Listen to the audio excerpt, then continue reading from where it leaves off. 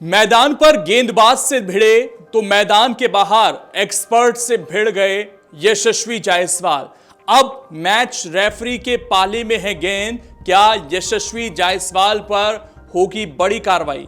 क्या मैच के दौरान गेंदबाज से भिड़ना पड़ेगा उनको भारी? जी हां, इस वक्त यशस्वी जायसवाल चर्चा में है और चर्चा दूसरे टेस्ट मैच के पहले दिन जब वो आउट होकर गए उस वक्त जो इंसिडेंट हुआ उसको लेकर है।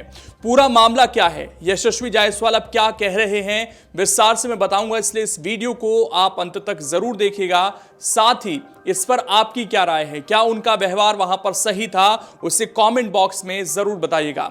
दरअसल पूरा विवाद कहां से शुरू होता है, सबसे पहले उसे जानते हैं।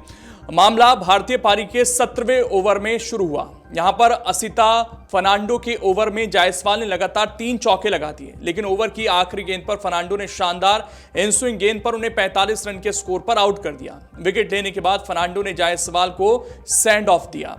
इसके बाद पवेलियन लौट रहे जायसवाल अचानक पीछे मुड़े और फर्नांडो से बहस करने लगे।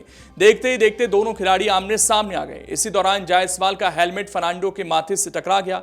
इतना ही नहीं, जायसवाल ने श्रीलंकाई गेंदबाज के सिर की तरफ धक्का देने की कोशिश की, ऐसा वीडियो में नजर आया। मामला बिगड़ता देख श्रीलंका के कप्तान धनंजय डिसिल्वा ने बीच बचाव किया और दोनों खिलाड़ियों को अलग किया। अब इसी पूरे मामले पर विवाद गहरा गया है। भारतीय बल्लेबाजी कोच सितांशु कोटक ने भी माना कि मैदान पर भावनाएं हावी हो सकती हैं और संभव है कि जायसवाल को कुछ कहा गया हो। हालांकि उन्होंने साफ कहा कि जायसवाल को विपक्षी खिलाड़ी के इतने करीब नहीं जाना चाहिए था। कोटक के मुताबिक खेल के दौरान भावनाएं स्वाभाविक हैं, लेकिन खिलाड़ियों के बीच शारीरिक संपर्क नहीं होना चाहिए। यानी कि खुद कोच मान रहे हैं कि जायसवाल ने यहां पर गलती कर दी। अब इस पूरे मामले का जो फैसला है वो करना है मैच रेफरी को, और मैच रेफरी हैं एंडी पाइक्रॉफ्ट, जो काफी चर्चा में रहे थे एशिया कप के दौरान। वो आईसीसी की आचार संहिता के आर्टिकल 2.12 के तहत घटना की समीक्षा कर सकते हैं। यह नियम अंतर्राष्ट्रीय मैच के दौरान किसी अन्य खिलाड़ी के साथ अनुचित शारीरिक संपर्क से जुड़ा हुआ है। अगर जायसवाल को लेवल 1 के उल्लंघन का दोषी पाया जाता है तो उन्हें आधिकारिक चेतावनी के अलावा मैच फीस का 50% तक जुर्माना और 1 या 2 डीमेरिट अंक दिए जा सकते हैं।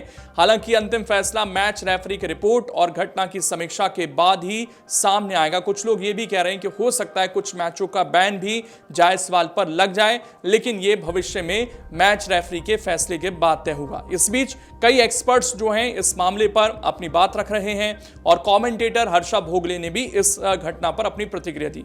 एक वीडियो में उन्होंने कहा कि जायसवाल को शायद उकसाया गया हो, लेकिन उन्हें फर्नांडो के इतने करीब नहीं जाना चाहिए था। उन्होंने सलाह दी कि ऐसी परिस्थितियों में खिलाड़ियों को चुपचाप वहां से चले जाना चाहिए। अब जैसे ही ये उनका वीडियो सामने आया, जायसवाल लगता है पहले से गुस्से में थे और ज्यादा भड़क गए। इस वीडियो के नीचे जायसवाल एक कमेंट करते हैं। उन्होंने लिखा, अगर आपको नहीं पता कि उसने क्या कहा तो कृपया अपना फैसला मत सुनाइए। अगर कोई अपनी हद पार करेगा तो हमें उन्हें यह बताना ही होगा कि ये नया भारत लड़ेगा भी और जवाब भी देगा। कुल मिलाकर जायसवाल ये कह रहे हैं कि उन्हें कुछ इस तरह की बातें कही गई जिससे वो कहीं ना कहीं गुस्से से भर गए। लेकिन मैदान जो है उसमें हमने देखा अग्रेशन होता है, लेकिन सब एक स्वर में ये बात कह रहे हैं कि ये अग्रेशन ऐसा नहीं हो सकता कि आप वहां पर एक दूसरे को मारने पर उतारू हो जाएं।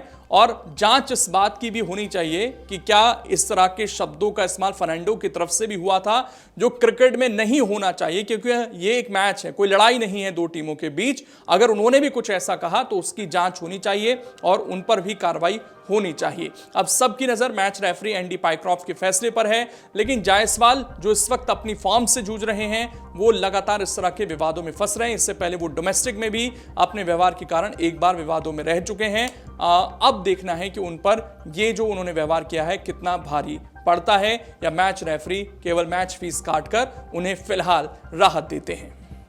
अगर आप ये वीडियो YouTube पर देख रहे हैं तो हमारे चैनल को सब्सक्राइब कर बेल आइकन दबाएं, और Facebook पर देख रहे हैं तो हमारे पेज को लाइक करें।